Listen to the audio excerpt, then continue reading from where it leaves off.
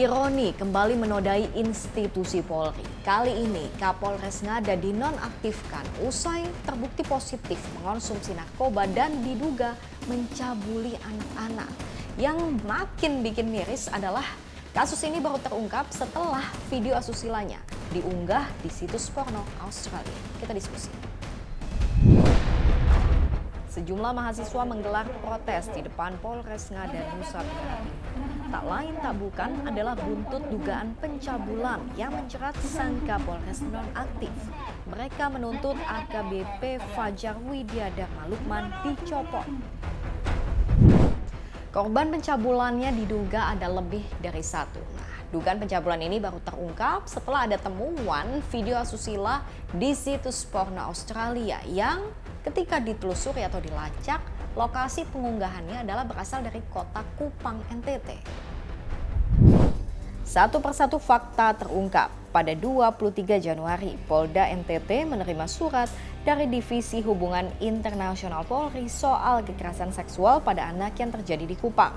Dari hasil penyelidikan disimpulkan kekerasan seksual itu terjadi pada 11 Juni 2024 silam dan melibatkan Kapolres Ngada yang saat itu masih aktif menjabat serta seorang anak usia 6 tahun. Terduga pelaku pun dilaporkan ke Divisi Propam dan berjenjang hingga Kapolda NTT. Barulah pada 20 Februari 2025 Kapolres Ngada AKBP Fajar diinterogasi dan mengakui perbuatannya. Ia kemudian dinonaktifkan dan diperiksa di Mabes Polri Jakarta. Ini garis bawahi kami menekankan bahwa sebenarnya TKP-nya ada di Kota Kupang. Ya. Itu pun kami tidak tahu, kami juga baru tahunya setelah dapat informasi. Karena kenapa yang menangani perkara ini kan dari Propam Mabes Polri. Ada juga fakta lain yang gak kalah mengejutkan. AKBP Fajar ternyata bisa mendapatkan korban anak-anak melalui teman perempuannya yang usianya juga masih 15 tahun yang dikenalnya lewat aplikasi kencan. Yang bersangkutan mengorder anak tersebut melalui seseorang yang bernama F.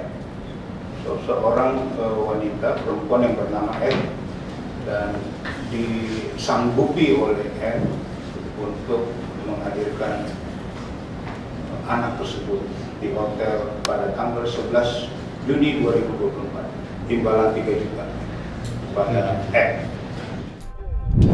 Selain dugaan pencabulan, AKBP Fajar juga terbukti positif mengonsumsi narkoba. Kalau udah segawat ini apa hukuman yang pantas? Kejahatan seksual pada anak ini termasuk extraordinary crime ya, juga termasuk most serious crime gitu. Makanya benar-benar kejahatan yang luar biasa. Gitu. Apalagi ini dilakukan oleh seorang petinggi di jajaran penegak hukum kita gitu. Makanya proses pidana itu juga harus diberi menggunakan pasal-pasal berlapis. Karena kalau hanya sekedar memvonis berdasarkan pasal KUHP ini maksimal hukumannya masih terlalu ringan gitu. Karena ini adalah kejahatan yang sangat luar biasa gitu. Harus diterapkan Undang-Undang Perlindungan Anak, terutama pasal 81-82, karena di situ hukuman maksimalnya 15 tahun. Hukum jelas mesti ditegakkan tanpa tebang pilih. Tapi yang masih bikin gak habis pikir adalah bagaimana seseorang yang punya penyimpangan atau kelainan seksual bisa menduduki jabatan strategis di kepolisian.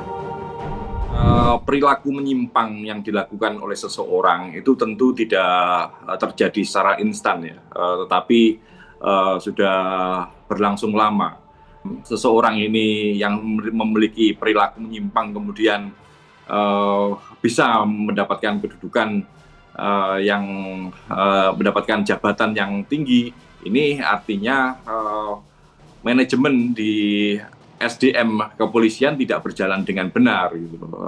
Dan kasus ini bukan hanya satu-satunya karena terkait dengan perilaku menyimpang ya. Makanya deteksi dini itu juga harus dilakukan oleh SDM bukan hanya sekedar mengangkat seseorang dalam jabatan, tapi tidak